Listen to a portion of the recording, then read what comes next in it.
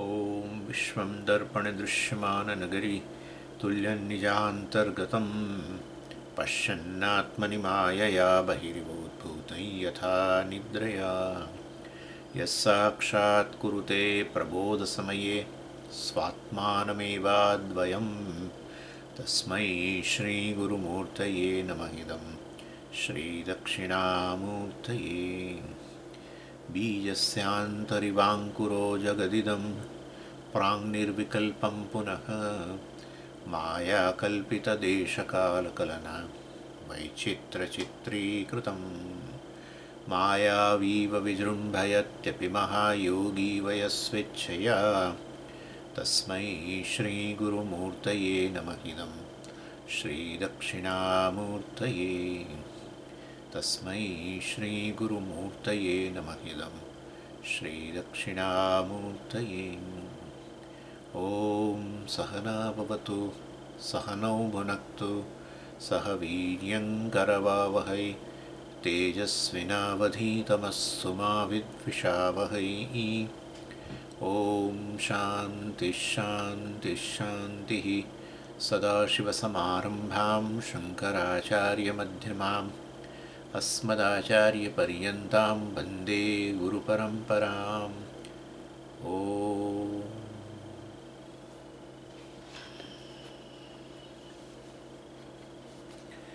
आठमो अनुवाकમાં પાંચમો સેક્શન स यश्चायं पुरुषे यश्चासावादित्ये स एकः स य एवंवित् अस्मान् लोकात् प्रेत्य एतमन्नमयमात्मानमुपसङ्क्रामति एतं प्राणमयमात्मानमुपसङ्क्रामति एतं मनोमय आत्मानमुपसङ्क्रामति एतं विज्ञानमयमात्मानमुपसङ्क्रामति एतमानन्दमयमात्मानमुपसङ्क्रामति तदप्येष श्लोको भवति. ભાષ્યકાર કહે છે તત્ર એતચ્ ચિંત્યમ કોયમ એવંવિત કથમ વા સંક્રામતિ ઇતિ કિમ પરસ્માत् આત્મનઃ અન્યઃ સંક્રમણકર્તા પ્રવિભક્તઃ ઉતઃ સહ એવ ઇતિ. તત્ર એતચ્ ચિંત્યમ, આ ઉપસંક્રમણના સંદર્ભમાં આ વસ્તુ ડિસ્કસ કરવી જોઈએ, વિચાર કરવો જોઈએ. એતચ્ ચિંત્યમ કોયમ એવંવિત, આ એવંવિત આ પ્રકારે જાણનારો, અર્થાત પેલો વિદ્વાન જે આ પ્રકારે જાણે છે. વિદ્વાન પોતાને બ્રહ્મ જે જગતનું કારણ છે એ હું છું એવી રીતે બ્રહ્મને જાણે છે, પરમાત્માને જાણે છે. એટલે કોયમ એવંવિત, કોણ છે આ જાણનારો? કોણ છે એમને કહો પહેલાં. એ બરાબર છે, એ તમે કહો છો સાચું કે હું પરમાત્મા છું એ જાણનારો છે, પણ છે કોણ વાસ્તવમાં? અને આ ઉપસંક્રમણ એટલે શું? કારણ કે વાસ્તવની અંદર આ એટલે જાણનારો જીવાત્મા છે એવું કહે છે કે જગતનું કારણ બ્રહ્મ હું છું એ, અથવા તો એ બ્રહ્મ છે, પરમાત્મા છે અને કહે છે કે હું પરમાત્મા છું. એટલે આ બેમાંથી એક હોય. એ જાણનારો ક્યાં જીવાત્મા હોય, ક્યાં જાણનારો પરમાત્મા હોય. એટલે હું પરમાત્મા છું, બ્રહ્મ છું, જગતનું કારણ છે એવું જાણનારો પરમાત્મા જ છે કે જીવાત્મા છે? અને આ ઉપસંક્રમણ તમે કહો છો કે એ પરમાત્માને આ રીતે જાણીને, બ્રહ્મનું આ પરમાત્મા જગતનું કારણ છે એને પોતે હું છું એ રીતે જાણીને આ રીતે પરમાત્માની પ્રાપ્તિ કરે છે, ઉપસંક્રમણ કરે છે, એટલે પ્રાપ્તિ કરી લે છે. આ ઉપસંક્રમણ એ પ્રાપ્તિ એટલે શું? પરમાત્માની પ્રાપ્તિ એટલે શું? આવું તો કંઈ હોય? ઘડો ઘડાની પ્રાપ્તિ કરે આવું બધું કંઈ હોય? પરમાત્માની પ્રાપ્તિ કરે આવું તો હોય નહીં. અને એણે કારણ કે પોતે પરમાત્મા જ છે તો પછી પરમાત્માની પ્રાપ્તિ કરવાની ક્યાં જરૂર છે? ના, એ પરમાત્મા નથી, જીવાત્મા છે. તો જીવાત્મા કેવી રીતે પરમાત્માની પ્રાપ્તિ કરે? કોઈ દિવસ જીવ પરમાત્માની પ્રાપ્તિ કરી શકે? આવો અલ્પજ્ઞ સર્વજ્ઞ કેવી રીતે બને? આ અલ્પશક્તિ સર્વશક્તિ કેવી રીતે બને? કોઈ સંજોગમાં ના બની શકે. એટલે અમને આ ડાઉટ જાય છે કે આ છે કોણ? આ એવંવિત કોણ છે? અને આ ઉપસંક્રમણ પ્રાપ્ત કરે છે એટલે એ શું, એટલે શું પડે? તમે કહેવા શું માગો છો? પ્રાપ્ત કરે છે વગેરે વગેરે. એટલે અને એના સંદર્ભમાં આગળ પછી આ ભાષ્યકાર કહે છે કિમ તતઃ, એટલે જો પરમાત્માની પ્રાપ્તિ ન કરે તો યદિ અન્ય સ્યાત શ્રુતિ વિરોધ, પરમાત્માની પ્રાપ્તિ કરે છે એવું જો ન માનીએ, કારણ કે પરમાત્મા શા માટે પરમાત્માને પ્રાપ્ત કરે, ઓલરેડી છે જ, અને ના જીવાત્મા છે, યદિ અન્ય સ્યાત, જો એનાથી પરમાત્માથી અન્ય જીવાત્મા હોય તો શ્રુતિનો જ વિરોધ છે. તત્ સૃષ્ટવા તદેવાનું પ્રાવિશત, આ બધું સર્જન કરીને એણે પરમાત્માએ જ જગતમાં પ્રવેશ કર્યો છે, એટલે પરમાત્મા જે જણાઈ રહ્યો છે પરમાત્મા જ છે. અન્ય અસૌ અન્ય અહમસ્મી ઇતિ ન વેદ, હું અન્ય છું પરમાત્મા અન્ય છે એવું કહેનારો ખરેખર જાણતો નથી. ત્યારે તમે તો એવમ વિદ કહો છો કે તો પરમાત્માને હુંના રૂપમાં જાણે છે, એટલે અને પરમાત્મા પણ પોતાને પરમાત્માના રૂપમાં જાણવાની જરૂર શું છે, હું પરમાત્મા છું એ તો ખબર જ હોય ને. આ શું ચાલે છે બધું? એકમ એવા અદ્વિતીયમ, આત્મા કંઈ બે છે નહીં, જીવાત્મા અને પરમાત્મા. એકમ એવા અદ્વિતીયમ તત્વમસી, તું જ તે પરમાત્મા છું, જગતનું કારણ છું. આવું આ બધા વાક્યોની તો વિરોધી થશે. જો પરમાત્માની પ્રાપ્તિ નથી કરતો તો એ હવે તો જીવાત્મા છે, તો પછી આ બધા વાક્યોનું શું? એટલે પછી પૂર્વ પક્ષી આગળ કહે છે અથ સ એવ આનંદમયમ આત્માનમ ઉપસંક્રામતી ઇતિ કર્મકર્તૃત્વ અનુપપત્તિ પરસ્ય એવ ચ સંસારિત્વમ પરાભાવો વા યદિ ઉભયથા પ્રાપ્તઃ દોષઃ ન પરિહર્તુમ શક્યતે ઇતિ વ્યર્થા ચિંતા અથ અન્યતરસ્મિન પક્ષે દોષ અપ્રાપ્તિ તૃતીયવ આદુષ્ટે પક્ષે સ એવ શાસ્ત્રાર્થ ઇતિ વ્યર્થા એવ ચિંતા. એટલે તમારે આ શ્રુતિનો વિરોધ નથી થવા દેવો, પૂર્વ પક્ષી કહે છે, તો પછી આ ઉપસંક્રમણ કરતા જે છે, ઉપસંક્રમણ કરનારો, પ્રાપ્ત કરનારો પરમાત્મા જ હોવો જોઈએ. કારણ કે તમે કહો છો શ્રુતિમાં જ કહ્યું છે કે એકમ એવા અદ્વિતીયમ, અને એણે જ આ બધું સર્જન કરીને, આ શરીર વગેરે બધાનું સર્જન કરીને એણે જ તો પ્રવેશ કર્યો છે, તો પછી પરમાત્મા જ હોય ને, જીવાત્મા તો છે જ નહીં. એટલે આ ઉપસંક્રમણ કરતા જે છે એ પરમાત્મા. સારું, ચાલો, પ્રાપ્તિ કરનારો પરમાત્મા, એવંવિધ પરમાત્મા. ઉપસંક્રમણનો વિષય શું? પરમાત્મા. આવું તો હોય, કર્તા અને કર્મ ક્યારેય એક ના હોય. એટલે દાખલા તરીકે ગમન ક્રિયા છે, બરાબર. ભારત, હું ભારત જાઉં છું, દાખલા તરીકે હું કહું આ રીતે, હું ભારત જાઉં છું, એટલે જનારો હું, બરાબર. ભારત દેશ, ઇન્ડિયા દૂર છે ને, અત્યારે હું અન્ય જગ્યાએ હોઉં તો હું આવું કહું. ભારતમાં રહીને હું કહું ભારતમાં જાઉં છું, આવું તો કંઈ હોય? કર્તા અને કર્મ, ગમન ક્રિયાનો કર્તા અને ગમન ક્રિયાનો વિષય ભારત, એ બી એક જ. આવું તો કંઈ હોય? પરમાત્મા જ ઉપસંક્રમણ કરતા, પરમાત્મા ભાવ પ્રાપ્ત કરનારો પરમાત્મા છે. તો પછી પ્રાપ્તિનો વિષય જ ક્યાં રહ્યો? આ સરસ નિયમ છે, કર્તૃ વિરોધ. હંમેશા કોઈ પણ ક્રિયાની અંદર ક્રિયાનો કર્તા અને ક્રિયાનો વિષય, જે મતલબ મેળવવા માગતા હોય, એ જવા માગતા હોય, પ્રાપ્ત કરવા માગતા હોય, એ અલગ જ હોય. પ્રાપ્ત જ હોય તો પછી ક્યાં ઉપસંક્રમણ કરતા જ પરમાત્મા જ છે. તો પછી કારણ કે તમે કહો છો શ્રુતિનો વિરોધ થાય એટલે એ જ છે, તો પછી તો વાસ્તવમાં કર્મકર્તૃત્વ વિરોધ થઈ જાય છે. એની વે, એટલે આ તો આપણે જોયું છે, આ ખાલી તમને તો રિફર કરું છું અહીંયા. એટલે પરમાત્મા આ રીતે એવંવિધ પરમાત્મા જ હોય તો પરમાત્માને પ્રાપ્ત ન કરી શકે, કારણ કે એ પ્રાપ્ત કરવાનો જરૂર જ નથી.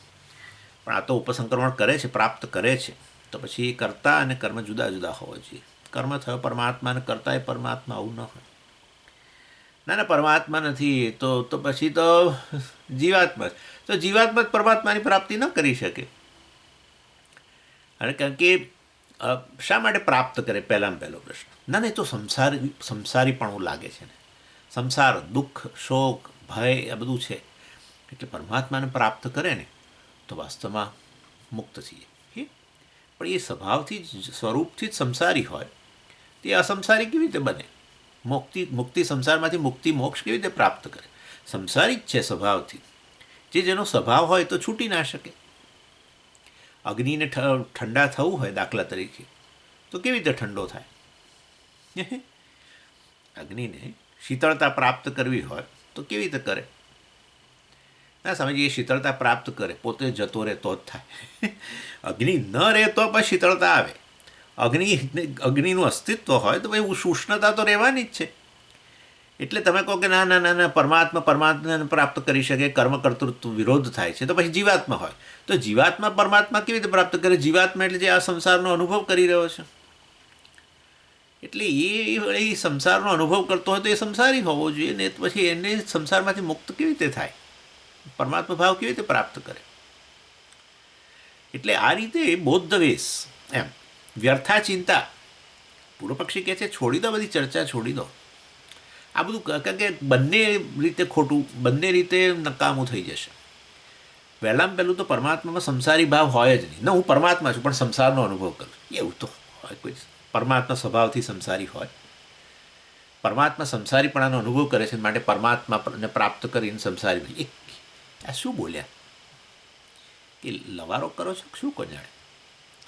પરમાત્મા સંસારનો અનુભવ કરતો હોય, હું સંસારી છું, ભયમાં છું, અલ્પ છું, આવું પરમાત્માને થાય? ના થાય.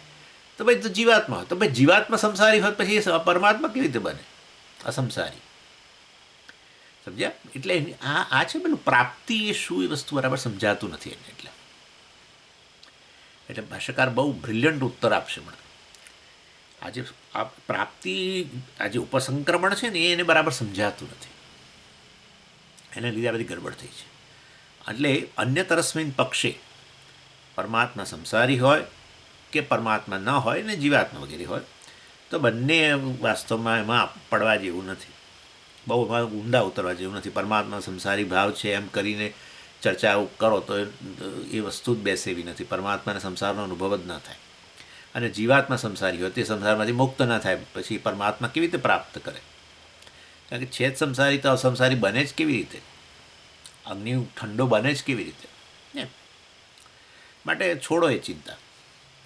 અને તમે કહો કે ના, હવે ત્રીજા પક્ષ જે છે એટલે યદિ ઉભયથા પ્રાપ્ત દોષ ન પરિહર્તુમ શક્યતે ઇતિ વ્યર્થા ચિંતા. બંને પક્ષમાં તમે જુઓ તો દોષ પ્રાપ્ત થાય છે, મતલબ પડવા જેવું નથી. અથવા અન્ય તરસ્મિન પક્ષે, મતલબ બંને પક્ષમાં એટલે પરમાત્મા જ એવંવિત પરમાત્મા જ છે એવું કહો તો તકલીફ છે. ના ના ના, જીવાત્મા છે તોય તકલીફ છે. માટે છોડી દો, આ ચર્ચા જ છોડી દો, બંધ જ કરી દો. અથવા અન્ય તરસ્મિન પક્ષે દોષ પ્રાપ્તિ તૃતીય અદુષ્ટે પક્ષે સૈવ શાસ્ત્રાર્થ વ્યર્થા એવ ચિંતા. આ તૃતીય પક્ષે, અદુષ્ટે પક્ષે, ત્રીજો પક્ષ છે ને એ અદુષ્ટ છે, મતલબ દોષ વગરનો છે. અને એ તમે સ્વીકારી લો, એમાં ઊંડા ઉતરશો નહીં, સ્વીકારી લો. કારણ કે આ બે પક્ષમાં દોષ તો છે જ. આ ત્રીજો પક્ષ એટલે એવંવિત જીવાત્મા હોય તો એ દોષ, એવંવિત પરમાત્મા હોય તો દોષ. ત્રીજો એવો પક્ષ છે ભેદાભેદ. જીવાત્મા અને પરમાત્મા જુદાય છે અને જીવાત્મા અને પરમાત્મા એક પણ છે. ભેદાભેદ એ પરફેક્ટ છે, પરફેક્ટ. એની અંદર કોઈ તકલીફ નથી. એટલે એમાં ચિંતામાં હવે એમાં પછી ઊંડા ઉતરશો નહીં, સ્વીકારી લેવાનું. હવે આ ત્રીજો પક્ષ ખાલી બાકી રહ્યો. જીવાત્મા અને પરમાત્મા વચ્ચે ભેદ પણ ખરો કે અમે કચ્છ પરમાત્મા ભાવ પ્રાપ્ત ન કરે, બરાબર. જીવાત્મા પરમાત્માથી જુદો હોય ને એ સંસારીપણાનો અનુભવ કરતો હોય. જીવાત્મા અને પરમાત્મા ખરેખર જુદા જુદા હોય અને આ સંસારી હોય ને અસંસારી ભાવ પરમાત્મા ભાવ પ્રાપ્ત કરવાનો હોય તો એ શક્ય જ નથી બનવાનું. કારણ કે આ સંસારી જ છે, એ સંસારી અસંસારી બની જ ના શકે. એટલે જીવાત્મા અને પરમાત્મા જુદા પણ હોય એટલે એ રીતે એ પરમાત્માની પ્રાપ્તિ કરે છે એવું ન હોય, એ વસ્તુ નીકળી જાય. અને જીવાત્મા પરમાત્મા તદ્દન ભિન્ન હોય એવું પણ નહીં, અભેદ. જેવી રીતે એક વૃક્ષ હોય એની અંદર ડાળી જે છે એ વાસ્તવમાં વૃક્ષનો ભાગ છે, અંશ છે, પણ વૃક્ષ ડાળી નથી, બરાબર ને? વૃક્ષ ડાળી નથી. અને ડાળીને વૃક્ષ સાથે ન સરખાવે. ડાળી એક નાની વસ્તુ છે, વૃક્ષ મોટું ઘટાદાર વૃક્ષ છે. એટલે વૃક્ષને ડાળી ન કહેવાય, ડાળીને વૃક્ષ ન કહેવાય, છતાંય ડાળી વૃક્ષનો જ ભાગ છે. એટલે એક જ વૃક્ષને અંતર્ગતે છે, અભેદ પણ ખરો. અંશ અને અંશી જુદા જુદા હોય, સાથે સાથે અંશ અંશીથી ક્યારેય આમ જુદા પણ ન હોય, ભેદ અભેદ. બસ એવા સંજોગોમાં આ જીવાત્મા આ પરમાત્માની પ્રાપ્તિ, અંશ અંશીની પ્રાપ્તિ કરે છે, એ બરાબર છે, એ બરાબર છે. અંશ અંશીની પ્રાપ્તિ કરે છે એટલે એ વસ્તુ બરાબર છે. તદ્દન જુદા એ નથી અને એક જ છે એવું એ નથી. કારણ કે પરમાત્મા ભાવ પ્રાપ્ત ન કરી શકે. એક જ હોય, એ પોતે જ પરમાત્મા હોય તો પછી પરમાત્મા ભાવ પ્રાપ્ત કરવાની જરૂર ન હોય. અને જુદા ન હોય, જીવાત્મા અને પરમાત્મા જુદા હોય તો પછી જીવાત્મા ક્યારેય પરમાત્મા બની જ ન શકે. એટલે આ સરસ પક્ષ છે. અને એમાં બહુ ઊંડા ઉતરશો નહીં. આ ત્રીજો બાકી રહ્યો, દોષ વગરનો આ પક્ષ છે. આચાર્ય કે છે ન તન્નિર્ધારણાર્થત્વાत् સત્યમ પ્રાપ્ત દોષ ન શક્ય પરિહર્તુમ અન્યતરસ્મિન તૃતીય પક્ષે અદુષ્ટે અવધૃતે વ્યર્થા ચિંતા સ્યાत् ન તુ સહ અવધૃત ઇતિ તદ અવધારણાર્થત્વાत् અર્થવતી એષા ચિંતા. નાનાભાઈ આ તો આવતું વિશ્લેષણ કરવી પડે. આવું નહીં વિશ્લેષણ સહેજ આપણને બુદ્ધિને કવાયત હે ને, બુદ્ધિને કસરત થાય એટલે આ છોડી દેવાનું એવું થોડું છે. એટલે તદ નિર્ધારણાર્થત્વાત હજુ નક્કી કરવાનું છે. આ ત્રણેય પક્ષ જે છે એ ત્રણેય પક્ષનું બરાબર વિશ્લેષણ થયું જ નથી. તમે તો પેલા બેમાં દોષ છે, સત્યમ પ્રાપ્ત દોષ, આચાર્ય હા ચાલો દોષ છે અને માટે ત્રીજો પક્ષ લો, પણ ત્રીજો પક્ષ એમાં દોષ છે કે નહીં નક્કી કર્યું. તમે તો માની લીધું કે ત્રીજો છે બસ આવું જ હોય, જીવાત્મા પરમાત્મા છે, ભેદ પણ હોય ને અભેદે હોય. એવા સંજોગોમાં જીવાત્મા પરમાત્માની પ્રાપ્તિ કરે. જેમ કે ડાળીને વૃક્ષ પ્રાપ્ત જ છે ને, પણ ડાળી છે, વૃક્ષ છે. વૃક્ષ ડાળી નથી. વૃક્ષ કેવડું ઘટાદાર મોટું, ડાળી એક નાની વસ્તુ. એટલે ડાળી વૃક્ષ નથી, વૃક્ષ ડાળી નથી, છતાં ડાળી વૃક્ષને પ્રાપ્ત છે જ. એ જાણી લેવું પડે કે ભાઈ હું તો પરમાત્માથી છૂટો છું જ નહીં. આવું જાણે તો પરમાત્માની પ્રાપ્તિ થઈ ગઈ. ડાળી એમ જાણે કે હું તો વૃક્ષથી છૂટી જુદી છું જ નહીં, વૃક્ષ મને પ્રાપ્ત થઈ જાય, પરમાત્મા પ્રાપ્ત થઈ જાય. એમાં પછી તો દોષ જ નથી. ના આચાર્ય કહે છે ભાઈ ઉભા રહો, વિચાર કર્યા વગર કોઈ પક્ષને સ્વીકારી કેવી રીતે શકાય? એ પક્ષમાં વિચાર કર્યો છે? જો આપણે તો વિચાર કર્યો જ નથી. એટલે આજુ એનો અવધૂતતા એટલે શું? એનો નિર્ણય આપણે કર્યો નથી કે એ દોષ વગરનો પક્ષ છે, એવો હજુ આપણે નિર્ણય કર્યો નથી. અને માટે અર્થવતી ચિંતા એટલે કે આ પ્રકારનું વિશ્લેષણ, શાસ્ત્રના વાક્યોનું બરાબર વિશ્લેષણ કરવાની જરૂર છે.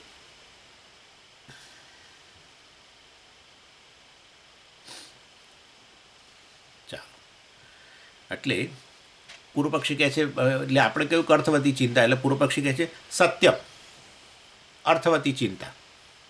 આ બરાબર તમારી વાત કે આ વિશ્લેષણ કરવું જોઈએ. શાસ્ત્ર અર્થ અવધારણાર્થત્વાત, શાસ્ત્રોનો જે અર્થ છે, તાત્પર્ય જે છે કે આ જીવાત્મા પરમાત્મા વચ્ચે કયા પ્રકારનો સંબંધ છે. આ એવમવિદ ખરેખર છે કોણ? પરમાત્મા છે કે જીવાત્મા છે કે કોણ છે? બધું એ શાસ્ત્રમાં, શાસ્ત્રનો અર્થ શું છે, શાસ્ત્રનું તાત્પર્ય શું છે, અવધારણાર્થત્વાત, એનું અવધારણ, એનો નિર્ણય કરવો જોઈએ. એના માટે તમે આ જે વિશ્લેષણ કરો છો એ જરૂરી છે, બરાબર છે. ચિંતાયસિત્વમ, તમે બધું વિશ્લેષણ તો બહુ કરો છો. જુઓ, ચિંતાયસિત્વમ તમે કરો તો છો, ન તું નિર્ણયસ્યસી, કોઈ નિર્ણય તો કરી શકતા નથી તમે. આ રીતે તમે આ બધું કંઈક વિશ્લેષણ કરીને છેવટે તાત્પર્ય રજૂ કરો કે ભાઈ જુઓ આ વસ્તુ છે, જીવાત્મા પરમાત્મા વચ્ચે આ પ્રકારનો સંબંધ છે અને એવમ વિતનો આ રીતે અર્થ થાય. આવું કરો તો ઠીક, પણ આ તમે તો કશું નિર્ણય તો કરતા નથી. એટલે આમ ચિંતન બધું બહુ કરો છો પણ કશો નિર્ણય પર તો આવી નથી શકતા. એટલે આચાર્ય કહે છે, સિદ્ધાંતિ કહે છે, કિમના નિર્ણય તમે મિતિ વેદ વચનો, તમે એવું કેવી રીતે કહી શકો કે અમે નિર્ણય નથી કરતા? એટલે આવું વેદ કહે છે કે આમાં આ પ્રકારે આ એવમવિતનું વિશ્લેષણ કરો તો ખરેખર એમાં કશું એ ઇન્ક્વાયરી કે વિશ્લેષણને અંતે ખરેખર નિર્ણય નહીં થઈ શકે એવું વેદ કહે છે. તમે શું માનો છો? એટલા માટે વેદના વચનોમાં, વેદના જે વાક્યો જે છે, શબ્દો જે છે, વાક્યો એનું વિશ્લેષણ ન કરવું જોઈએ એવું વેદ કહે છે, કારણ કે નિર્ણય નહીં થઈ શકે. જેમ શાસ્ત્ર કહે ને કે ભાઈ આત્મા જે છે એ તો કશાથી પ્રકાશિત થતો નથી, વેદના શબ્દોથી પણ પ્રકાશિત થતો નથી, વગેરે વગેરે. માટે ચિંતન છોડી દો, સમજો આવું કહેતો તો એટલે અમે નથી કરતા નિર્ણય, કારણ કે શાસ્ત્ર જ કહે છે, વેદ જ કહે છે કે ભાઈ નિર્ણય નથી થઈ શકે એવો એમ. અને માટે જે છે એ એવમ વિત જે છે એને તમે જે છે મતલબ તમે તમારી રીતે જે નિર્ણય કરો તે ઠીક છે, કારણ કે વેદ તો નિર્ણય નહીં થઈ શકે એવું જ કહે છે. આવું છે એટલે આપણે એમને પૂછીએ છીએ, કારણ કે એણે કહ્યું કે તમે ચિંતન તો બહુ કરો પણ નિર્ણય કરતા નથી, એટલે આપણે કહ્યું કે ભાઈ આવો નિર્ણય થઈ શકે એવો નથી એવું વેદ કહે છે. એટલે પૂર્વપક્ષી ના કે ના ના ના એવું વેદ નથી કહેતું, કારણ કે એ તો સાચું જ છે. વેદમાં ક્યાં કહ્યું છે કે ભાઈ તત્વમસીનું વાક્ય જે છે મહાવાક્ય એનું વિશ્લેષણ ન કરવું જોઈએ, વિચાર ન થવો જોઈએ એના પર, બસ તત્વમસી તું પરમાત્મા છે બસ સ્વીકાર લે, આગળ ચિંતન ના કરીશ, આવું વેદ કહે છે.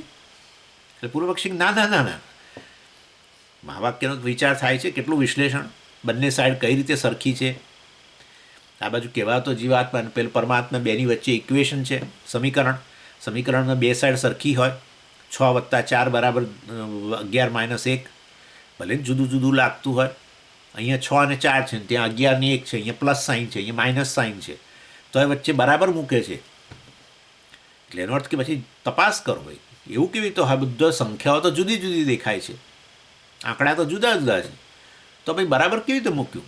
તો પછી વિશ્લેષણ કરો કે 6+4 કેટલા આવે, 11 - 1 કેટલા થાય, ઇન્ડિપેન્ડન્ટલી જુઓ જરા, તો પછી ખબર પડશે ઓ એક જ છે, બરાબર છે.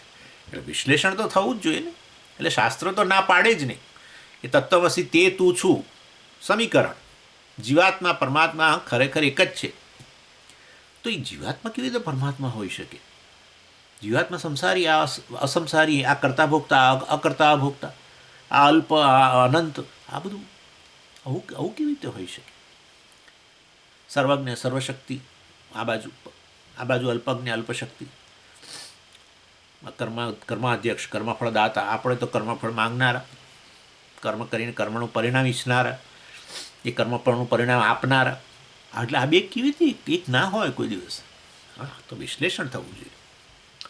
એટલે શાસ્ત્ર કોઈ દિવસ ના કહે, જો શાસ્ત્ર સમીકરણ રજૂ કરે બરાબર, તો પછી એ વસ્તુ પર વિચાર શાસ્ત્ર પણ કરે અને આચાર્યો કરે. કેવી રીતે સરખું? શાસ્ત્ર તો ખોટું ના હોઈ શકે. એટલે એ પૂર્વપક્ષી જાણે છે, એટલે કે ના ના ના ના ના આવું વેદ નથી કહેતું કે નિર્ણય ન થઈ શકે આ બેની વચ્ચે. તો પછી સિદ્ધાંત કથમ તરહી, તો પછી શું? એટલે પૂર્વપક્ષી કહે છે જુઓ, બહુપ્રતિપક્ષત્વાત એકત્વવાદી તમ વેદાર્થ પરત્વાત બહવહિ નાનાત્વવાદિન વેદ બાહ્યા ત્વત્પ્રતિપક્ષા અથ મમ આશંકા ન નિર્ણયસ્યસી ઇતિ. તમે નિર્ણય નથી કરી શકતા વિશ્લેષણને અંતે, કારણ કે હું તમને કારણ આપું. પૂર્વપક્ષ કહે છે બહુપ્રતિપક્ષત્વાત, બહુ દુશ્મનો છે ભાઈ તમારા એટલા બધા જે દ્વૈતી દુશ્મનો, એટલે આ બધા તમે જે કહેનારા છો એવું એ નહીં સ્વીકારનારા દુનિયાની અંદર કરોડો છે. બિલકુલ સાચું જ છે, બિલકુલ સાચું વસ્તુ કહી. હું આજે બહાર ઊભો રહીને કહું કે હું જગતનું કારણ છું, આ જે કંઈ છે બધું મારા જ રૂપ છે, આ પહાડોના રૂપમાં હું જ છું, સૂર્યના રૂપમાં હું છું, સમજો કે આવું હું બહાર આમ બોલું, શું તમે શું માનો છો? તાત્કાલિક એમાંનું એક જણને દયા આવશે મારા પર કે ભાઈ એને દાખલ કરો. આમ તો લાગે છે બહુ ડાયા, ડ્રેસે પહેર્યો છે આ બધો સ્વામીનો, પણ કંઈક આ એકલા રહે છે ને એમાં કંઈક એમને કંઈક થઈ ગયું લાગે છે. હા, દાખલ કરો એમને. દુનિયાની અંદર અબજો લોકોમાંથી એક પણ આ વસ્તુ ન સ્વીકારે. એ કહે છે બહુ પ્રતિપક્ષત્વાદ, તમારા પ્રતિપક્ષીઓ, તમારા વિરોધીઓ બહુ છે, તો અમે એકત્વવાદી, તમે તો એકત્વવાદી છો, અદ્વૈતવાદી છો. બાકીના બધા શું કહે છે? જીવાત્મા જુદો, પરમાત્મા જુદો. પરમાત્મા જગતનું કારણ સૂર્યના રૂપમાં પરમાત્મા છે, ચંદ્રના રૂપમાં પરમાત્મા, પહાડોના રૂપમાં પરમાત્મા, દરિયાના રૂપમાં પરમાત્મા. એવું એ બરાબર છે ભાઈ, એ વાત બરાબર છે. હું પહાડના રૂપમાં છું, પહાડ મારી અભિવ્યક્તિ. આવું બોલનારા તમે એકલા છો. માટે તમે આટલા બધા પ્રતિપક્ષીઓ હોય તમારા, તો કઈ રીતે તમે નિર્ણય કરી શકો? આટલા બધા વિરોધીઓ હોય. ઇનફેક્ટ તમે કદાચ તમે મનમાં હોય કે હું અદ્વૈત જ સાચું છે, તોય તમે બહાર તો બોલી જ ન શકો, કદાચ એવું હોય તો. કારણ કે બહાર જતાની સાથે ને બોલતાની સાથે જ કોઈ પકડીને સીધું તમને મેન્ટલ હોસ્પિટલમાં લઈ જાય. અને માટે યુ આર એકત્વવાદી, એકત્વવાદી, વેદાર્થ પરત્વાત. વેદમાં કહ્યું બસ એકમ એવો અદ્વિતીયમ, એટલે તમે એને ગાવા માંડ્યું. એટલે તમે નિર્ણય નથી કરી શકતા, કારણ કે પ્રતિપક્ષીઓ જ તમારા બહુ છે, વિરોધીઓ બહુ છે ભાઈ, પૂર્વ પક્ષીઓ. અને તમે એકલા છો એની અંદર. બહવઃ હિ નાનાત્વવાદિનઃ, નાનાપણું, બહુપણું, નાનાત્વવાદિનઃ. દ્વૈતવાદીઓ બહવઃ, વેદબાહ્ય, વેદથી બધા વેદબાહ્ય કહેવાય, કારણ કે વેદમાં નથી કહ્યું કે દ્વૈત સત્ય છે. દ્વૈતની નિંદા થઈ છે. જો નિંદા થઈ હોય તો એ પક્ષ સાચો ના હોય વેદની દૃષ્ટિએ. અદ્વૈત સિદ્ધાંતનો અદ્વૈત સિદ્ધાંત અને અદ્વૈતનું જ્ઞાન પ્રાપ્ત કરનારી પુષ્કળ પ્રશંસા છે. મતલબ અદ્વૈતવાદ જ સત્ય છે, નક્કી થઈ ગયું. ઇનફેક્ટ નાનાત્વવાદી નાના એવો પશ્યતિ મૃત્યુસ મૃત્યુમાં આપનોતી. યમધર્મરાજાએ કહ્યું કે ખરેખર હું જુદો, જગત જુદું, હું જુદો, બીજો જીવ જુદો, હું જુદો, સ્વામી જુદો, અને હું જુદો, આ મારી બાજુમાં બેઠેલો જુદો. આ પ્રકારનું જે જાણે છે એને તો હું મૃત્યુદંડ આપું છું, યમધર્મરાજાએ કહ્યું. અને એ મૃત્યુદંડ આપનારા એ જ છે ને, એણે જ કહ્યું મૃત્યુસ મૃત્યુમાં આપનોતી. આમ કરીને નાનાત્વ દ્વૈતનું દર્શન કરનારા, દ્વૈતને સત્યતા આપનારા, એમને મૃત્યુદંડ મળતો હોય તો મતલબ કે દ્વૈત સિદ્ધાંતની નિંદા કરી છે. એટલે આ બહુ આખી દુનિયા બધા કોઈ આવું તો નહીં સ્વીકારે કે બધું છેવટે એક જ છે, આવું તો કોઈ નહીં સ્વીકારે. એટલે તમે નિર્ણય નથી કરી શકતા, એની પાછળનું કારણ વેદ આવું કહી રહ્યું છે એટલે નહીં, તમારા વિરોધીઓ પુષ્કળ છે. અને માટે આખી હ્યુમેનિટી તમારી અગેન્સ્ટમાં છે, આખી મનુષ્ય જાતિ. અને એટલું જ નહીં, આ જે કંઈ જન્મવાનું છે એ તમારા સિદ્ધાંતને સત્ય માનવાનું જ નથી. જે જન્મવાનું છે એ દ્વૈત સિદ્ધાંતને જ સત્ય માનીને આગળ જવાનું છે. અને જીવનભર એવું નહીં કે અત્યારે માને છે ને કાલ સવાર ઉઠીને જતું રહેશે. જીવનભર આ જ રહેવાનું છે, દ્વૈત જ સાચું છે. બધું એક હોય જ નહીં. તમે જુદા, હું જુદો, બસ બરાબર એવું જ છે ને. પહાડ અને હું એક જ વસ્તુ છું. લો, હું જ પહાડના રૂપમાં, એટલે શું, હું અને પહાડ એક જ વસ્તુ છું. હું અને દરિયો એક જ વસ્તુ છે. આ શું આ તો ગાંડાઓ બોલે આવું બધું. તો તમે તો વેદ અર્થ પરત્વાદ, તમે વેદના સિદ્ધાંતને સ્વીકારીને ચાલનારા એટલે એકત્વવાદી.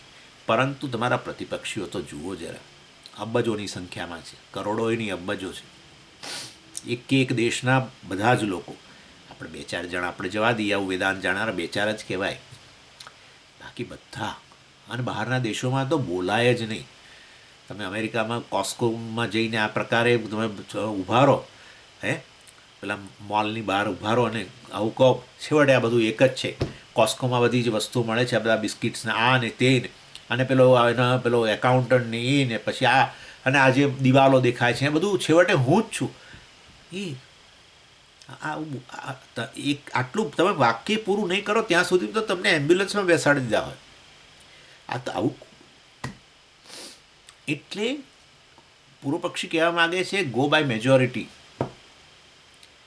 હા, પણ ભાઈ મેજોરિટી કામ ન કરે, જ્ઞાનમાં કામ નથી કરતું. હિસ્ટ્રી ઓફ સાયન્સ, વિજ્ઞાનનું જોઈ લો બધું. જે વિજ્ઞાનીઓ સત્ય રજૂ કર્યું છે એ આખી હ્યુમાનિટીની અગેન્સ્ટમાં જઈને કહેલું છે. કોઈક વાર બિચારાઓને સજાય થાય છે, પણ જે સત્ય છે તે છે જ.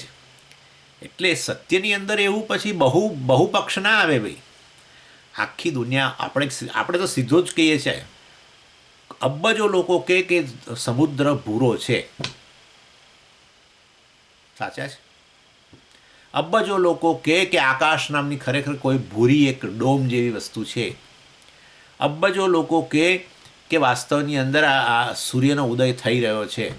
સાચે સાચ સૂર્ય ઉદય આમ આવે છે.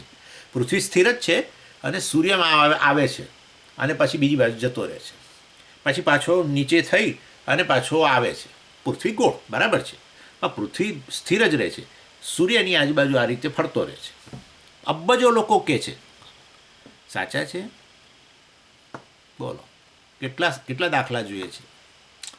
હજુ બીજા છે 50-60 દાખલા, હજુ બીજા 50-60 દાખલા આપી શકું છું, જેમાં અબજો લોકો એક વાત કરે છે, પણ એક વિજ્ઞાની ઊભો થઈને કહે છે કે આ સાચું નથી, આ સાચું નથી, સાચું આ છે, અને ખરેખર એ જ સાચું છે. વિજ્ઞાની કહે છે એ જ સાચું છે. માટે જ્ઞાનની વસ્તુમાં આવું ન ચાલે. આમાં બહુપક્ષ ચાલે એવું જ નથી. જ્ઞાનની વસ્તુની અંદર જે વસ્તુ જેવી છે એવું જોવી જોઈએ, બસ. જે વસ્તુ જેવી, દાખલા તરીકે 10 અંધ વ્યક્તિ હોય જેના દર્શક જોઈ શકતું નથી, એ બધા જ લોકો એક હાથી પાસે જઈને ઊભા રહે, અને એક જણ હાથીની પેલી સૂંઢને અડીને કે હાથી તો છે ને ઝાડના થડ જેવો છે. પછી બીજો કે પાછળ પૂંછડીને જઈને ખાલી અડે અને કે હાથી તો એક આ દોરડા જેવો છે. ત્રીજો એના પેલી પીઠને અડીને આમ કે હાથી તો દિવાલ જેવો છે. કોણ સાચું? આમાં કોણ સાચું? એટલે વાસ્તવની અંદર હાથી કે આવું પેલું દોરડા જેવો, અથવા હાથી પેલું લટકતા ઝાડના મૂળ જેવો, કારણ કે પાછું પૂંછડીમાં નીચે થોડા વાળ જેવું હોય ને, એટલે કે લટકતો ઝાડના મૂળ હોય ને એના જેવો છે, આવું કોઈ કહે તો વાસ્તવની અંદર એ સાચું નથી કોઈ. ના ના, બધા લોકો એક જ હાથી વિશે કહે છે, જુદા જુદા અભિપ્રાયો આપે છે. આ રીતે કોઈ દિવાલ જોયો કે, કોઈ આ રીતે લટકતા ઝાડના મૂળિયા જેવો કે, લટકતું મૂળિયું ઝાડનું, લટકતા ઝાડના નહીં પણ ઝાડના લટકતા મૂળિયા જેવો, કે કોઈ આ રીતે ઝાડના થડ જેવો કે, વગેરે વગેરે, પગને અડીને કે, પછી સૂંઢને અડીને કે, કોઈ કે દિવાલ જેવો આ રીતે. તો પછી બધું વાસ્તવની અંદર ખરેખર સાચું નથી. ના સમજી, એક જણ કહે છે કે સાચા પોતપોતાના દ્રષ્ટિબિંદુથી સાચા, એવું ગણવું જોઈએ. એટલે આપણે અંદર તો ઝઘડા ન કરવો જોઈએ. બધા પોતપોતાના દ્રષ્ટિબિંદુ સાચું. જે કહે છે દિવાલ જેવો એ પણ સાચું, જે કે આ ઝાડના લટકતા મૂળિયા જેવો એ પણ સાચું, જે પણ કે ઝાડના થડ જેવો એ પણ સાચું, પોતપોતાના દ્રષ્ટિબિંદુથી. એ એકે સાચો નહીં, એકે સાચો નહીં. આમાં કોઈ સ્વીકાર હાથી જેવો છે, બસ એને જ્ઞાન કહેવાય. હાથી દિવાલ જેવો છે એ જ્ઞાન નથી ભાઈ, ભ્રમ છે. હાથી ઝાડના પેલા લટકતા મૂળ જેવી છે એવું કહે છે, એ સાચું નથી. કારણ કે એણે હાથીને કેટલો ઇક્વેટ કર્યો? ખાલી ઝાડના મૂળ જેટલો. કોઈ હાથીને કેટલો ઇક્વેટ કર્યો? ખાલી દિવાલ જેવો. એકે સાચું નથી. હાથી જેવો છે, એના માટે દ્રષ્ટિ જોઈએ, બરાબર છે. દ્રષ્ટિ ન હોય તો પછી આ રીતે કે, અને એમાં પછી એક ઉદારવાદી કૂદી પડે અંદર. ના ના ભાઈ, હવે એમના માટે વાસ્તવની અંદર આ બધું ભેગું કરી દો ને એટલે હાથી આવી ગયો.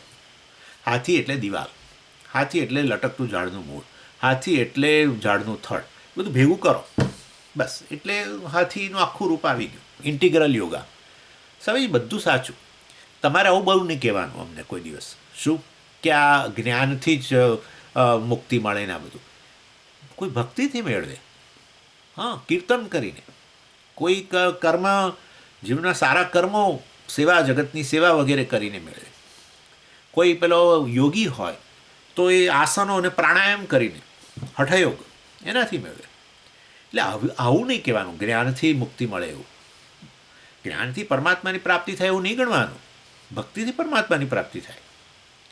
અને કર્મ, તમારા સારા કર્મો સમર્પિત થઈને તમે જીવનમાં કર્મ કરો, સેવા કરો જગતની, તો એ પરમાત્માની પ્રાપ્તિ થાય.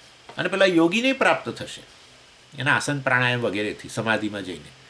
એટલે માટે તમે આ લઈને બેસી જાઓ કે જ્ઞાનથી જ મુક્તિ મળે ને આમ ને તેમની, એ નહીં. આવું ઇન્ટિગ્રલ બધું ભેગું કરો. ઇન્ટિગ્રલ યોગા છે ઇન્ડિયાની અંદર, એક સંસ્થા ચલાવે છે.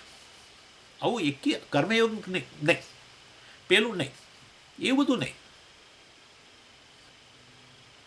ભેગું. કર્મયોગ, ભક્તિયોગ, હઠયોગ અને જ્ઞાન યોગ, એનાથી મળે. ભાઈ એમાં ચાલે એવું નથી. પ્રશ્ન અજ્ઞાનનો, ચાલો એ હમણાં આવવાનું જ છે. એટલે આ રીતે જ્ઞાનની અંદર કોઈ દિવસ મેજોરિટી ઓપિનિયન ન કામ કરે. એટલે માટે એ રીતે બધાનું જ્યારે સત્યની વાત આવે, જ્ઞાનની વાત આવે, ત્યારે એ સ્વીકાર ન કરી શકાય કે ના પહેલાંની વાત આપણે લઈ લેવી જોઈએ. પૂંછડી જેવો પૂંછડી જે છે પેલા હાથીની પૂંછડી લટકતા ઝાડના લટકતા મૂળ જેવી છે એ બરાબર છે, એવી લાગે. હાથી ઝાડના લટકતા મૂળ જેવો છે. અંધ વ્યક્તિ આવું કે હાથી એટલે આવો લટકતા ઝાડનો મૂળ જેવો, તો એ સાચું નથી ભાઈ. એટલે માટે વાસ્તવની અંદર આ અંધ વ્યક્તિઓ છે જે જુદો જુદો અભિપ્રાય ધરાવે, પણ એનો કોઈ અર્થ નથી કે સાચું નથી. કારણ કે જ્ઞાન જેવી વસ્તુ આપણે જોઈ ગયા છીએ, વસ્તુતંત્રત્વાત, જેવી વસ્તુ છે એવી જ જાણવી એને જ્ઞાન કહેવાય. જેવી વસ્તુ જે છે એના કરતાં એને જુદી જાણવી, હા પૂંછડી જેવો, અરે લટકતા ઝાડના મૂળ જેવો કેવો, કે દિવાલ જેવો કેવો, કે ઝાડના થડ જેવું કેવું, જેવી છે એને બદલે આવી રીતે જુદી કહેવી, એ જ્ઞાન નથી, એ ભ્રમ છે. અને માટે સ્વીકાર ન થઈ શકે. આ બધાને ભેગા કરી દો, અથવા બધા પોતપોતાના દ્રષ્ટિબિંદુથી કહે છે હાથીને. એકે પાસે પણ હાથીનું જ્ઞાન નથી. હાથી એટલે ખરેખર આવો ટોટલ એનું જ્ઞાન છે જ નહીં. અને માટે કોઈ આવી રીતે હાથીને ઝાડના થડ જેટલો જ ગણીને જાય તો એણે કંઈ ખરેખર પોતાનું દ્રષ્ટિબિંદુ કહ્યું ને સ્વીકારી લો ને એવું ન થઈ શકે. જ્ઞાન હતું વસ્તુ જેવી છે એવી જાણો, એને જ્ઞાન કહેવાય. જેવી છે એને બદલે જુદી જાણો, બરાબર, તો એ ભ્રમ કહેવાય. ચાલો, એટલે ભાષ્યકાર કહે છે કે ભાઈ આમાં પછી મેજોરિટી ઓપિનિયન ન ચાલે. 10 અંધ વ્યક્તિઓ હોય અને આવી રીતે 10 પ્રકારના અભિપ્રાય આપે, અને સામે એક વ્યક્તિ છે ને આંખો છે અને એ હાથીને આંખો જોઈ રહ્યા છે, જેવો છે એવો જ પછી એનું વર્ણન કરે, તો એમાં પેલી એક જ વ્યક્તિ જે છે એ સાચી, પેલા 10 વ્યક્તિઓ સાચા નહીં. એટલે સિદ્ધાંતિ કહે છે કે તમે આણે કહ્યું ને, પૂર્વપક્ષીએ કહ્યું ને કે ભાઈ આ તો બહુ કરોડો તમારા પૂર્વપક્ષીઓ છે, પ્રતિપક્ષીઓ છે, વિરોધીઓ છે, બધા દ્વૈતની જ વાતો કરનારા છે, તમે એકલા જ આ અદ્વૈત સિદ્ધાંતને લઈને બેઠેલા છો, અને માટે તમે સાચે સાચ નિર્ણય નથી કરી શકતા. વેદ એવું નથી કહેતું કે નિર્ણય ના કરો, બધું એક જ છે એવો નિર્ણય ન કરો, ન થઈ શકે એવું વેદ નથી કહેતું. તમે નથી કરી શકતા કારણ કે આ બધાના પ્રેશરમાં છો એમ. એટલે એ સિદ્ધાંતિ આચાર્ય કહે છે એતદેવ અમે સ્વસ્તિ અયનમ સ્યાત યન મામ એક યોગીનમ અનેક યોગી બહુ પ્રતિપક્ષમ આત્થ અતઃ જેષ્યામી સર્વાન આરભે છે ચિંતા. વાહ, આવું વાક્ય મેં આટલું બધું બોલ્ડ આચાર્યને આવા મેં જોયા નથી. એટલે કહે છે, એટલે આ બધા અનેક પ્રકારના વર્ણન કરનારા જે છે એ છે, માટે હું નિર્ણય નથી કરી શકતો. અનેક પેલા શું છે ને કે અનેક પ્રતિપક્ષીવાળા છે, અનેક વિરોધીઓ છે, માટે હું નિર્ણય નથી કરી શકતો. એવું નથી. હું મારો નિર્ણય તમને અત્યારે આજે જ અહીંયા તમે બેઠેલા જ છો ને, હું મારો નિર્ણય તમને એમાં આપવાનો છું, આ સંદર્ભમાં કે સાચો પક્ષ કયો છે. એટલે ભલે બધા અનેક રહ્યા, અને એકત્વવાદ જે છે એ નાનાત્વવાદનો વિરોધી નથી. અદ્વૈત સિદ્ધાંત દ્વૈત સિદ્ધાંતનો વિરોધી નથી. હા બોલો, તમે કહો છો કે તમારા માટે બધા વિરોધીઓ, પણ અમુક પક્ષ એવો રજૂ કરીશ કે તમને થશે કે આ તમે તો બધા પેલા આ બધા દ્વૈતવાદીઓને તમારામાં લઈ લીધા, વિરોધી જ ના રાખ્યા. અને એવા એટલે હું તમને કહેવા માગું છું કે આ બધાના દબાણ હેઠળ હું નિર્ણય નથી કરતો એવું ન કહેશો. હું મારો પક્ષ રજૂ કરીશ, એની સાથે જ તમને બતાવીશ કે આ બધા દ્વૈતવાદીઓ જે અનેક પ્રકારે વર્ણન કરી રહેલા છે એ વાસ્તવની અંદર એ ખરેખર સમાઈ ગયા મારામાં. જ્યારે હું હાથીનું વર્ણન કરું ત્યારે જરૂર કહું કે હાથીની પીઠ દિવાલ જેવી દેખાય છે, હાથીની પૂંછડી જે છે એ વાસ્તવમાં આ રીતે લટકતા મૂળિયા જેવી છે, કે એના પગ એ જે છે થાંભલા જેવા કે ઝાડના થડ જેવું છે. એમ કરીને પેલા જે અલગ બધા પક્ષો હતા એ બધાને મેં સમાવી લીધા. પણ હાથીનું વર્ણન હું હાથીની રીતે જ કરીશ, ત્યારે આ પ્રકારે બધાને હું સમાવી લઈશ. સમજી ગયા? એટલે એ બધા લોકોને એમ ખોટા છે ને એમનો તિરસ્કાર નથી કરતો કે એમનો ધિક્કાર નથી કરતો. એ બધાઓને હું જોઈ શકું છું કે કયા દ્રષ્ટિબિંદુથી કહી રહ્યા છે, પરંતુ એ જે તે દ્રષ્ટિબિંદુને દ્રષ્ટિ જ માની ચાલી રહ્યા છે. હાથી એટલે જળના લટકતું મૂળ, બસ, એનાથી આગળ નહીં. અરે હાથી તો 10 ફૂટ લાંબો ને 15 ફૂટ ઊંચો છે ને વગેરે, જે પણ બધું ઘણું છે હાથી. હાથી વિશે વર્ણન કરવામાં જે જોઈ શકે એ કહી શકે ને, જે વસ્તુ જોઈ શકે છે તો એ વસ્તુને અનુરૂપ જ વર્ણન કરે તો એ જ્ઞાન છે, એને સાંભળવો જોઈએ. એટલે એ વાસ્તવની અંદર એ એકત્વવાદ જે છે, અદ્વૈત સિદ્ધાંત છે, એ નાનાત્વવાદનો વિરોધી નથી. અને એ મારે ડિસ્કસ કરવાનું છે. એટલે વિશ્લેષણ ન કરશો, છોડી દો બધું, આ તો માની લો જીવ અંશ છે ને પેલા પરમાત્મા અંશી છે ને એમ કરીને બસ હવે આગળ વધી જાઓ, હવે આમાં પડશો નહીં. એક જ પક્ષ બાકી રહ્યો, પેલા બંનેમાં તો હતો જ દોષ. એટલે આ એક જ એવો સિદ્ધાંત છે કે જેમાં બેસી જાય એમ છે. માટે આગળ આગળ વિશ્લેષણ ન કરશો. એટલે આપણે કહીએ છીએ ના, વિશ્લેષણ કરવાની જરૂર છે. તો તમને સમજણ પડશે કે ક્યાં દોષ રહેલો છે ખરેખર.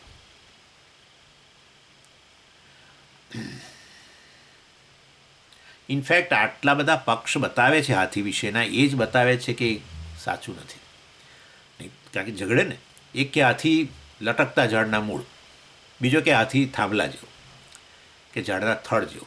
હવે ઝાડનું થડ એક જણ કે અને બીજો મૂળ, લટકતું મૂળ કે, બરાબર, તો ઝઘડો થવાનો જ છે. ના પેલો કે લટકતા મૂળ જેવો, ના થડ જેવો છે. ત્રીજો કે ના દિવાલ જેવો જ છે. આટલા બધા પક્ષ છે એ જ બતાવે છે કે ખરેખર ભૂલ છે. એ ક્યાં ભૂલ છે મારે બતાવવું જોઈએ કે નહીં? તો પછી વિશ્લેષણ તો કરવું જ પડે ને. અને એમાં સત્ય વસ્તુ બહાર આવવાની જ છે. સત્ય વસ્તુ બહાર આવવાની છે. કારણ કે જ્ઞાનની અંદર વિકલ્પના હોય. જ્ઞાનમાં આ એક બહુ સુંદર વસ્તુ છે, જ્ઞાનમાં વિકલ્પના હોય. બરાબર, હું કહું કે આ લીલી ક્લિપ છે, પછી આ તમે લોકો જોડાયા છે, મને એક વ્યક્તિ કહે કે ના, આ તો વાસ્તવમાં લીલું ઝાડનું મૂળ છે.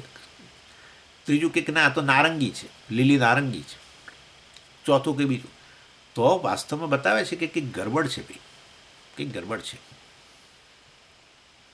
જ્ઞાનમાં વિકલ્પ ના હોય. જ્ઞાનમાં એક જ વસ્તુ જેવી હોય એવી જ જોઈએ, તો પછી મતલબ કે વિકલ્પ હોય જ નહીં. એટલે કોઈ ઓપ્શન માટે ઉપલબ્ધ ન હોય ને છતાંય ઓપ્શનો જોવા મળે તો જરૂર એ લોકોની દૃષ્ટિમાં ક્યાંક ખામી રહેલી છે. અને માટે ડિસ્કશનથી એવી વસ્તુઓને નેગેટ કરવી બહુ જરૂરી છે અને સાચો ઉત્તર પર આવવું જરૂરી છે. માટે અર્થવતી ચિંતા માટે ખરેખર વિશ્લેષણની જરૂર છે.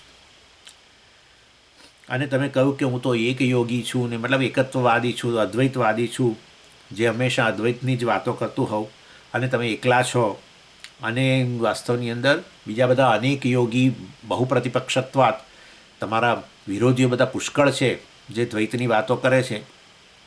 એ મારા માટે સ્વસ્તિ અયનમ સ્યાત, મારા માટે, મારા સારા માટે જ છે. એટલે આવું જે છે, હું એકલો છું અને આ બધા આટલા વિરોધીઓ છે, દ્વૈતવાદીઓ અનેક પ્રકારના. દ્વૈતવાદમાં પછી તો અનેક વસ્તુ આવે ને, કોઈ કે આવું છે, કોઈ કે આવું છે, કોઈ કે આવું છે. છે જ ચર્ચા ઈશ્વર વિશે. જુઓ તમે, જીવાત્મા જુદો અને પરમાત્મા જુદો, પછી પરમાત્મા છે કે નહીં ત્યાંથી ચર્ચા શરૂ થાય. અને છે તો ક્યાં છે તો કેવો છે. તમે જુઓ કેટલા ધર્મોની અંદર જુદું જુદું. આપણા હિન્દુ ધર્મ, સનાતન ધર્મની અંદર જ જુઓ, એક કહે છે વૈકુંઠમાં છે, એક કહે છે ગોલોક વૃંદાવનમાં, એક કોઈ બીજું કે સાકેત. અને બધા એટલે જીવાત્માથી જુદો માનનારો, જગતથી જુદો માનનારા જે છે ઈશ્વરને, એ લોકોમાં અનેક પ્રકારની મુશ્કેલીઓ છે. અને પછી પરમાત્મા હોય તો પછી આ બધું યુદ્ધ કેમ ચાલે છે? પરમાત્મા હોય તો આવું તો અન્યાય જગતમાં કેમ છે? આવા બીજા હજારો પ્રશ્નો છે. એટલે કહેવાનો આશય, દ્વૈત તમે એકવાર કહ્યું જીવાત્મા પરમાત્મા જુદા જુદા, તો પછી આમાં તો બધા અનેક પ્રકારની મુશ્કેલીઓ છે. કોઈ કે વૈકુંઠમાં અને કોઈ કે ના ગોલોક વૃંદાવનમાં. ભગવાન તો ગોલોક વૃંદાવનમાં જ રહે છે. કોઈ કે ના વૈકુંઠમાં જ રહે છે, અને ભગવાન તો આવા જ છે, ચતુર્ભુજ છે. પેલા કે ના તો આવા છે, મુરલીધારી ના તે. તો ખરેખર એટલે બેમાંથી એકે સાચા નથી. બેમાંથી એકે સાચા નથી. ખરેખર પરમાત્માનું સ્વરૂપ શું છે? એટલે એતદેવ મેં સ્વસ્તિ અયનમ સ્યાત. આ થઈ રહ્યું છે ને, એટલે બધા મારા વિરોધીઓ આટલા બધા છે અને હું એકલો છું માટે ખરેખર ના, આ મારા માટે બહુ સારું છે. એતદેવ મેં સ્વસ્તિ, આ તો મારા સારા માટે જ છે એમ. સ્વસ્તિ અયનમ સ્યાત. એટલે હું એમના કંઈક ગભરાતો નથી, કારણ કે હું એમનો સમાવેશ કરી લેવાનો છું. એમને પડકારીને એમના પર હાવી થઈ જવાનો એવો પ્રશ્ન નથી. હું વાસ્તવમાં એ પક્ષને સ્વીકારીને બતાવીશ કે એમાં ક્યાં કઈ દ્રષ્ટિથી તમે કહી રહ્યા છો, અને બાકી તમે જે કહી રહ્યા છો એ ખોટું છે. હાથીની પૂંછડી આવી છે તમે કહો, આ પ્રકાર આવી હોય છે, આવી પ્રકારની ઝાડના મૂળિયા જેવી છે એવું કહો તો બરાબર છે. ના, હાથી ઝાડના મૂળિયા જેવો છે, લટકતા મૂળિયા જેવો છે, એ નથી ભાઈ. એ વસ્તુ નથી. હાથી તો મોટો 8-10 ફૂટનો છે, બરાબર ને. પૂંછડી આના જેવી હોય છે એમ કહો તો બરાબર છે, ઠીક છે, હવે બરાબર છે. એ તમારી દ્રષ્ટિ સાચી છે કે એમ લાગે જાણે કે લટકતું મૂળ્યું, બરાબર છે. પણ હાથી આવો છે ખોટું જ છે બિલકુલ. બીજો કે ના દિવાલ જેવું, ખોટું જ કહેવાય.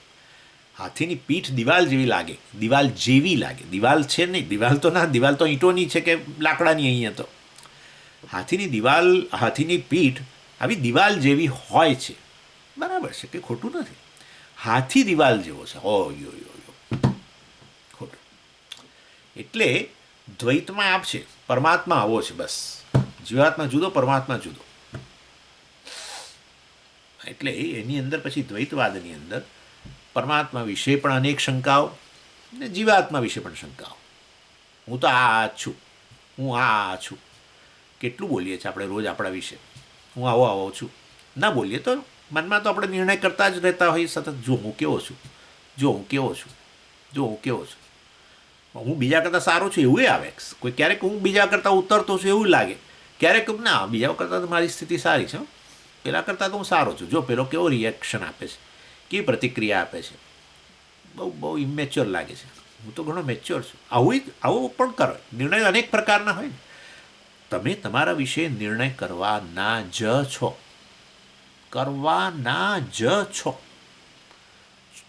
બુદ્ધિની પ્રધાનતા છે મનુષ્યની અંદર, અને બુદ્ધિમાં નિર્ણય થતો હોય છે. અને આ તમારા વિશેનો નિર્ણય થવાનો છે, કારણ કે તમે એક પોતાનાથી સભાન વ્યક્તિ છો. જો તમે તમારાથી સભાન હોવ તો તમે તમારો નિર્ણય કેમ ના કરો? પણ બધા જ નિર્ણયો જે કરો છો જીવાત્મા તરીકે કરો છો, ખોટો જ નિર્ણય છે. ખ્યાલ આવ્યો ને? પરમાત્મા વિશે નિર્ણય કરો છો, ખોટો જ નિર્ણય કરો છો. જગત વિશે નિર્ણય કરો છો, ખોટો જ નિર્ણય કરો છો. જીવાત્મા, જગત, પરમાત્મા જુદા જુદા છે, દ્વૈત. ત્યારે ત્રણેય વિશે સતત ખોટો જ નિર્ણય થતો રહે. જેમ પહેલાં એક હાથી વિશે ખોટો નિર્ણય થતો રહે, ત્યાં અંધતાને લીધે, અહીંયા અજ્ઞાનને લીધે. એક જ વસ્તુ છે, અજ્ઞાન અને અંધકાર. અજ્ઞાન અને ચક્ષુ ન હોવા એક જ વસ્તુ થઈ ગઈ.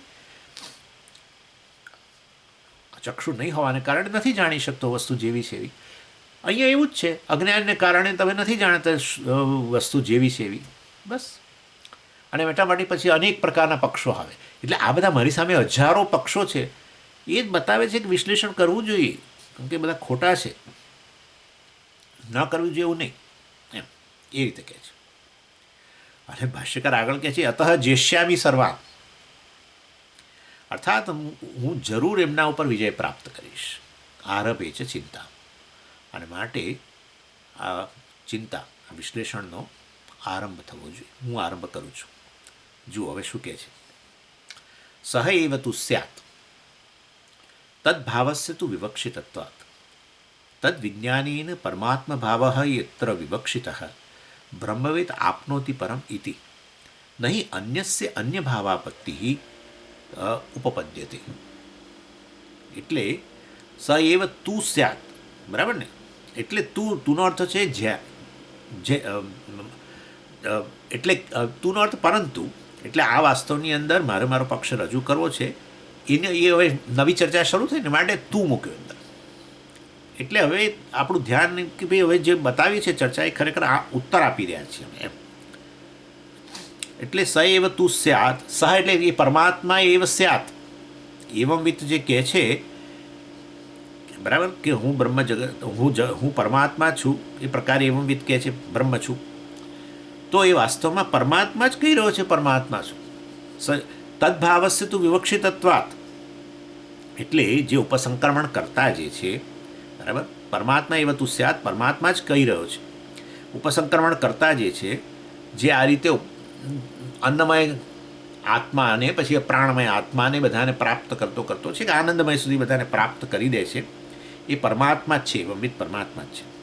આ પહેલાં આપણે કહી જ દીધું, પરમાત્મા છે જીવાત્મા છે બંને દોષ છે, ના પરમાત્મા જ છે. એટલે તદ્ભાવસ્ય પરમાત્મા ભાવસ્ય વિવક્ષિતત્વાત શાસ્ત્ર બતાવવા માગે છે. આ પેલો જે ગયો છે ને શાસ્ત્ર પાસે ને જે આ આચાર્યને સાંભળી રહેલા છે એને જ કહી રહ્યો છે શાસ્ત્ર કે તદ્ભાવસ્ય પરમાત્મા ભાવસ્યની વિવક્ષા છે. અર્થાત તું અને પરમાત્મા એ નામની બે વસ્તુ નથી. તું જીવાત્મા, તું અહીં આવ્યો અમને ભણવા માટે તું જીવાત્મા છું અને વાસ્તવમાં એ પરમાત્મા ની પ્રાપ્તિ તારે કરવાની છે એવું નથી. પરમાત્મા જ છે. તદ્ભાવસ્ય વિવક્ષિતત્વાત પરમાત્મા જ પરમાત્મા ભાવની પ્રાપ્તિ કરે છે. એટલે એવંવિત પરમાત્મા છે. હા, પરમાત્મા છે. સંસારનો અનુભવ કરે છે પણ તો પરમાત્મા સંસારી છે. શાંતિ તો રાખો. તદ્ભાવસ્ય વિવક્ષિતત્વાત શાસ્ત્રને આ વિવક્ષા છે. શાસ્ત્રને તમારા મનમાં ઠસાવવું છે કે તમારી અને પરમાત્માની વચ્ચે આ કોઈ અંતર નથી. આ ઉપસંક્રમણ કરતા અને ઉપસંક્રમણ કરીને જે પ્રાપ્ત કરે પરમાત્માને એ વચ્ચે અંતર જ નથી. બંને એક જ છે. પરમાત્મા જ પરમાત્મા ભાવની પ્રાપ્તિ કરે છે. આવું તો હોય. પરમાત્મા પરમાત્મા ભાવની પ્રાપ્તિ કરે. જ્યાં જવાનું હોય અને એ ત્યાં હું પહેલેથી જ છું જ, એ આવું તો કંઈ હોતું છે. હું ભારત આવીશ અઠવાડિયા પછી. આ એક્ઝામ્પલ આપું. હું અઠવાડિયા પછી ભારત આવીશ. અત્યારે ક્યાં છો? ભારતમાં જ છું. ભારતમાં છો તો ભારત આવીશ એવું કેવી રીતે હોય? ભારતમાં રહીને ભારતની પ્રાપ્તિ કરીશ અઠવાડિયા પછી એવું કેવી રીતે હોય? ભારત દેશમાં પ્રવેશ કરીશ એવું કેવી રીતે હોય? એટલે આ તો કંઈક પાછું ગરબડ પાછી શરૂ થઈ. ના. પરમાત્મા જ પરમાત્મા ભાવની પ્રાપ્તિ કરે છે. તદ્ભાવસ્ય વિવક્ષિત આ વિવક્ષા છે શાસ્ત્રની. જીવાત્મા અને પરમાત્મા નામની બે વસ્તુ છે, એકબીજાને પ્રાપ્ત કરે છે. આવું કશું છે નહીં. આવું છે નહીં. તદ વિજ્ઞાનેન પરમાત્મા ભાવ અત્ર વિવક્ષિત બ્રહ્મવિદ આપનોતિ પરમ. વિચાર કરો. આ બીજા અધ્યાયની શરૂઆત શેનાથી થઈ હતી? એક પર સહેજ ધ્યાન આપો. એમ કે છે ભૂલી ના જાઓ. શરૂઆત કરી હતી શેનાથી? અને જેને શરૂઆત કરી એ વસ્તુ સિદ્ધ કરવાનો આખા અધ્યાયમાં પ્રયત્ન થયો છે. બ્રહ્મવિદ આપનોતિ પરમ. એવંવિત કે બ્રહ્મવિદ. આ એવંવિત છે આ પ્રકારે જાણનારો, જેને બ્રહ્મવિદ કહેવાય. બ્રહ્મને જાણનારો. પરમ આપનોતિ, બ્રહ્મને જાણનારો બ્રહ્મની પ્રાપ્તિ કરે છે. પરમ એટલે અહીંયા કલ્યાણ. ચાલો, પરમનો અર્થ લિમિટલેસ, અનંત. બ્રહ્મને જાણનારો અનંતની પ્રાપ્તિ કરે છે, બ્રહ્મની જ પ્રાપ્તિ કરે છે એમ. એટલે એ અમે તમને બતાવીએ. એટલે આ આચાર્ય હંમેશા આ રીતે આ શાસ્ત્રનું છે ને, આ ભાષ્યનું ખાસ તો ભાષ્યની આ પ્રકારની શૈલી છે. આચાર્ય પહેલાં એક ટૂંકની અંદર ઉત્તર આપી દે અને પછી એનો વિસ્તાર કરે. એ ટૂંકમાં જે પહેલાં ઉત્તર આપી દે ને એને સંગ્રહ વાક્ય કહેવામાં આવે છે, અને પછી એનો વિસ્તાર કરે. જેમ કે આ લોકો દક્ષિણ ભારતની અંદર તમે જ્યારે જાઓ ને, કોઈ લગ્ન, કોઈના તમારા મિત્ર હોય જે દક્ષિણ ભારતના હોય અને તમને લગ્નમાં આમંત્રણ આપે ને તમે ત્યાં જાઓ. આપણા અમદાવાદ વગેરેમાં તમને બહુ એટલું બધું, કારણ કે ત્યાં તો અસર ગુજરાતની જોવા મળે પ્રસંગોમાં, પરંતુ તમે દક્ષિણ ભારતમાં જાઓ, ચેન્નાઈ કે ત્રિવેન્દ્રમ કે ક્યાં, અને તમે ત્યાં પછી તમે જમવા માટે બેસાડે ત્યાં તમે જોજો 50 જણા સામટા પીરસવાનું શરૂ કરે અને દરેક જણા આટલું આટલું પહેલાં આપે. આટલું 50 આઈટમ મૂકે પણ પહેલાં આટલું જ આપે.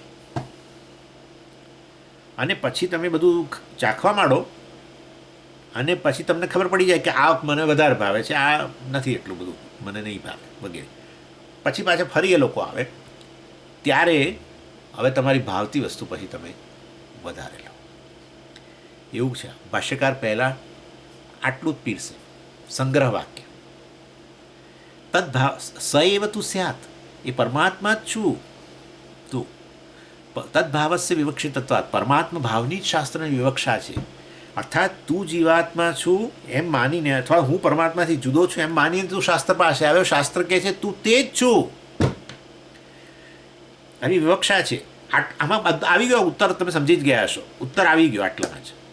પણ બધાને માટે એટલો ખ્યાલ ના આવે. પરમાત્મા ભાવની પ્રાપ્તિ કરે છે, જે આવ્યો છે એ પોતાને જીવ કહે છે, પછી એને કહે છે એ તું છું, તત્વમસી, એ પરમાત્મા તું જ છું, જગતનું કારણ તું છું. તો એણે શું કરવું જોઈએ કે હું પોતાને જીવાત્મા માનું છું, એ શું છે? ભ્રમ છે. સમજી ગયા?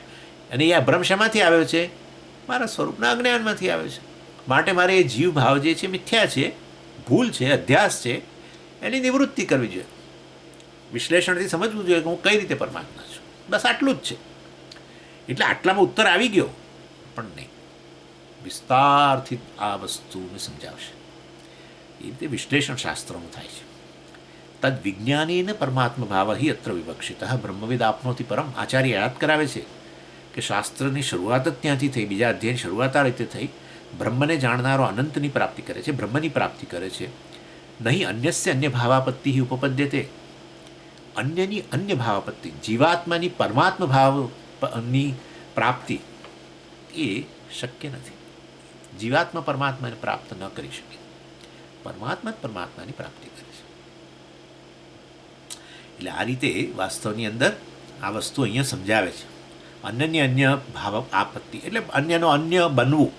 જીવાત્મા ભાવ એટલે અહીંયા એ વસ્તુ, એક વસ્તુ બીજી બની જાય એવું શક્ય નથી. મેં કહ્યું ને તમને હમણાં કે ભાઈ એ અલ્પજ્ઞ હોય ક્યારેય સર્વજ્ઞ કેવી રીતે બને? અને જે અનંત, જે અલ્પ હોય એ અનંતે ન બની શકે. અનંત હોઉં પરંતુ અલ્પ છું એવું માનતો હોઉં, તો પછી આ જ્ઞાનથી એ વસ્તુને હું ડ્રોપ કરી શકું, કારણ કે ભ્રમ થઈ ગયો. હોઉં અનંત અને અલ્પ છું એ પ્રકારનો ખ્યાલ લઈને ફરતો હોઉં, બરાબર? સત્ય એક વસ્તુ હોય, પરંતુ અધ્યાસ, અજ્ઞાનને કારણે અધ્યાસ હોય રજ્જુ અને તમે સર્પ માનીને ચાલો, તો પછી કેવળ જ્ઞાનની ટોર્ચની જ જરૂર હતી. એમાં કંઈ લાકડીઓ મારવાથી કે પેલી ઈરુલા ટ્રાઇબ આવે છે, ઈરુલા એ જાતિ આદિવાસી જાતિ છે તામિલનાડુમાં, આઈ થિંક. એ લોકો સાપને પકડવાનું એમને બહુ જ ગમે. અને તમે સમજી ગયા હશો શેના માટે પછી સાપનો એનો ઉપયોગ શું કરે. એનીવે, એટલે આ રીતે એના પર લાકડીઓ મારવી, પેલા લોકોને બોલાવવા, અને એ લોકો સાપને પકડ્યો એ શું વસ્તુ છે? કે પછી કંઈ બીજું આપણા સુંદરવનમાંથી કોઈને બોલાયા દાખલા તરીકે, કશું કામ ના કરે, કશું કામ ના કરે, ખાલી એક ટોર્ચની જ જરૂર હતી. અરે આ સર્પ નહીં, રજ્જુ છે. રજ્જુને જ સાપ માનીને ચાલતો હતો. ખાલી ટોર્ચથી આટલી કહ્યું કે આ સર્પ નથી, એ તો મિથ્યા વસ્તુ છે, અધ્યાસ વસ્તુ છે, સત્ય વસ્તુ રજ્જુ છે. આટલું છે. પરમાત્મા જ પરમાત્મા ભાવની પ્રાપ્તિ કરે છે, કારણ કે છે જ પરમાત્મા. બ્રહ્મવિદ આપનોથી પરમ, બ્રહ્મને જાણનારો જ બ્રહ્મ બની જાય છે, પ્રાપ્ત કરે છે. એ આ છે પ્રાપ્તિનો અર્થ. સમજો, પ્રાપ્તિ એટલે જાણે કે એ એક પ્રાપ્ત કરનારો અને પ્રાપ્તિનો વિષય બે ભિન્ન નથી. તમારા મનમાં પ્રાપ્તિ આ પ્રકારની છે, અહીંયા પ્રાપ્તિ જ્ઞાનના રૂપમાં છે, બરાબર? ચશ્માની પ્રાપ્તિ કરું છું કે અત્યારે ચશ્માની પ્રાપ્તિ નથી. ખાલી કોઈક આંગળી કરે તમારા જેવા, હું ચશ્મા શોધતો હોઉં અહીં ટેબલ પર, તમે બધા હસતા હસતા એક આંગળી કરો, સ્વામી ચશ્માની પ્રાપ્તિ બહાર તમારાથી અન્ય નહીં, ચશ્મા પ્રાપ્ત જ છે. ખાલી તમે જાણો કે તમને પ્રાપ્ત છે, બસ આટલી વસ્તુ છે. એટલે ચશ્મા ઓલરેડી હોવા છતાંય ચશ્માની શોધ કરતા હોવ, એના જેવી વસ્તુ છે. એટલે પરમાત્મા જ છું, પરંતુ જાણું પોતાને જીવાત્મા, પણ આવું માનું, સોરી જાણું નહીં, એટલે માનું, ભ્રમમાં રહું. અજ્ઞાનને કારણે ભ્રમ થવાનો જ છે, અજ્ઞાનને કારણે અધ્યાસ થવાનો જ છે. અને એવા સંજોગોની અંદર શાસ્ત્ર જ્ઞાન આપીને તમને જાણે પ્રાપ્ત કરાવે, નિત્ય પ્રાપ્ત વસ્તુ, પરંતુ હવે તમને જાણે પ્રાપ્ત કરાવે, જાણે પ્રાપ્ત કરાવે. પ્રાપ્ત ખરેખર પ્રાપ્ત કરે એવી રીતે નહીં. જેમ કે હું આ હાથમાં પકડું, મેં પ્રાપ્ત કર્યું, એવી રીતે નહીં. અહીંયા પ્રાપ્ત વસ્તુ પ્રાપ્ત થાય છે, બરાબર ને? પ્રાપ્તસ્ય પ્રાપ્તિ, અપ્રાપ્તસ્ય પ્રાપ્તિ નહીં. તમે એવું સમજ્યા લાગો છો, એવું નહીં. તો પછી બરાબર છે કે જીવ હોય એને ખરેખર પરમાત્મા એને પ્રાપ્ત કરવાનો, એનાથી જુદો હોય એ એને અપ્રાપ્ત છે અને માટે સંસારનો અનુભવ કરે છે અને પરમાત્મા સાથે એક થઈ જવા માગે છે, એ જે એનાથી જુદો છે. આવું નથી, એ પરમાત્મા જ છે, પરંતુ અજ્ઞાનને કારણે જીવ પોતાને માને છે અને આ રીતે પ્રાપ્ત કરે છે. સમજી ગયા? એટલે અન્યસ્ય અન્ય ભાવાપત્તિ ન ઉપપદ્યતે, એ શક્ય જ નથી. અન્ય હોય, પરમાત્માન્ય હોય જીવાત્માન્ય હોય તો એ શક્ય ન બને. એના માટે પછી આ પૂર્વ પક્ષી કહે છે નનુ તત્સ્યાપી તદ્ભાવાપત્તિ અનુપન્ના, પરમાત્માની પ્રાપ્તિ કરી એ પણ એટલું જ ઇલોજિકલ છે. એટલે આપણે પછી ધીમે રહીને આચાર્ય કહેશે અવિદ્યાકૃત તાદાત્મ્ય અપોહાર્થત્વાદ, અવિદ્યાકૃત. ચાલો, એટલે એ રીતે એનો આર્ગ્યુમેન્ટ વગેરે આગળ ચાલશે. હવે વચ્ચે પાછો બ્રેક પડવાનો છે કેટલાક દિવસોનો, પછી જોઈશું.